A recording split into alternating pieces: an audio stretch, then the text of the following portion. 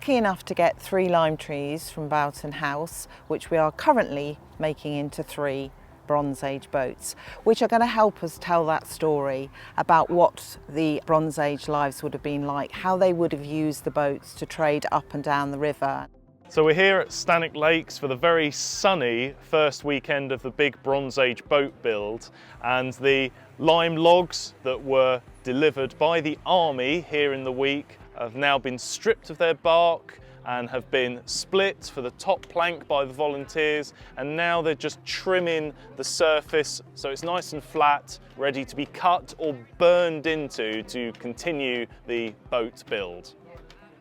So the trees that we've got here are lime trees taken from the estate, and fortunately the time was really good, and unfortunately we had lost during a storm the tree that this came from close to the house on the estate, and it was great to be able to repurpose it and find a perfect home for it. So we're all really excited about seeing how this develops and how we continue to work together with Stanwick in the future.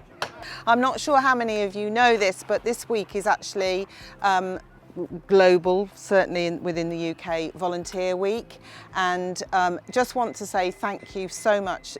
Your passion and commitment is just so incredibly moving, and I just love this journey that we're going on. And I said to Nadia a little while ago, even if we don't complete this, which I know we're going to, I don't care, because it's this journey that we're on together, and I think you've just proved that today. Just amazing. So thank you all very much. So Nadia baked a cake, and I made a little banner which basically says, "Thank you to our amazing boat build team for your continuous support, hard work and dedication." So it doesn't just stop here, you've got to keep going. So yeah. Otherwise you don't get any cake. Yay! I'll go and cut some slices. It's really important that staff and volunteers make their own bronze tools for the boat build project, so that they have a really good understanding of the complete process, from making the tool, using it and completing the boat build, so that when they interact with visitors during the project and after, they will be able to pass on that detailed and confident knowledge to visitors, so that they gain a much more solid understanding of Bronze Age archaeology here at Stanwick and in the wider area around Northamptonshire. Hi, I'm Lorena, and this is the day 2 of our Logboat building. So a lot of what I'm hoping to get from this, and I'm already getting it actually, is just the experience of working with these tools. So these are bronze tools made to the same standards that you would hope for in the Bronze Age. And it's just learning how they work and how you can work with them. So the experience is definitely there already, but I'm hoping to also see the process of how you go in this journey to, you know, from a massive log to an actual boat that is usable. And that brings me a lot of, just that knowledge of how people used to do these things and how they turn out and what difficulties they're faced. And that's just part of the immersion in history that I'm really looking for. Obviously you have all the lovely people that you meet along the way, and they have very different approaches to life and skills. So it's lovely also to learn from all sorts of people that you meet along the way.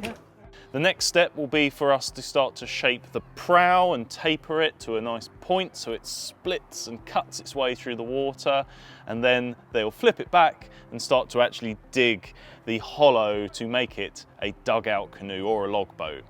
They're going to dig right through to the back so that a transom board will be fitted, but for one of the other logs, possibly the one that I'm sitting on, we're going to try burning our way through it, which you see quite a lot of it in ethnography, and it will be a controlled burn that will be allowed to continue for an hour or so before we cut away the burned material. So we're here almost at the end of the boat build project. The boats are ready to be put together and launched tomorrow, so it's very exciting, but I just wanted to look back on some of the things we've learnt along the way. With the burn technique, it requires a different set of skills, because you do have to control the burn to go downwards through the wood, and you need to read the wood to make sure that it's not burning out and following, as I learnt, it follows a knot and it'll burn out through the knot. And we were using clay to control the burn, so that we tried to force the fire down rather than out. And sometimes if you weren't on your game, the fire got behind the clay and burnt outwards more readily than we expected. So that sort of maintenance of and monitoring all the time was really great experience and a learning experience.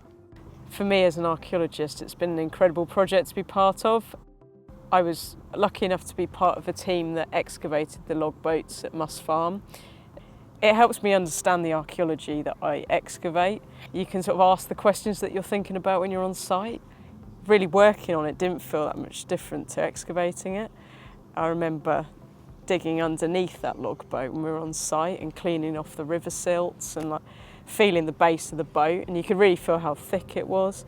And when we were doing some of the chopping, you could get a sense of how thick the wood was, and we were obviously working on trying to shave it off, getting them nice and light, getting them to the right thickness.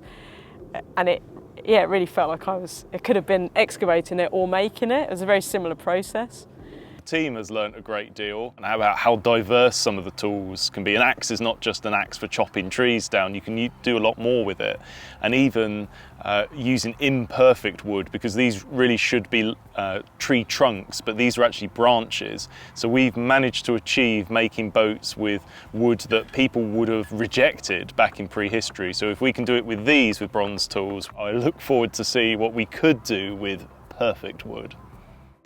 So we're here at the launch event, and wow, what can I say? Not only did they float, they looked absolutely magnificent. Shortly after the logboats were launched, they were joined by Northamptonshire Fire and Rescue Service, our Stanwick Lakes coracles, also our Viking longship partners, Jotun's Wrath, and they all had a wonderful time on the lake. I'm immensely proud of all our volunteers. Over 800 hours of intense, really hard work to get to this point where we could show off not just to the public, but a really special moment for them as well. The journey that we've been on as a group of people with Op Phoenix in the mix, we've all bonded in such a way. We've been on a wonderful journey learning new things together, and it's become quite a thing. And we're all kind of quietly devastated by the idea that next week there's nothing to do. There's no boat build to sort of, no, I'm just popping down the boat build. I'll be back for lunch. It would be nice to think that, well, actually, now it's leading to something else. And who knows where that'll lead to.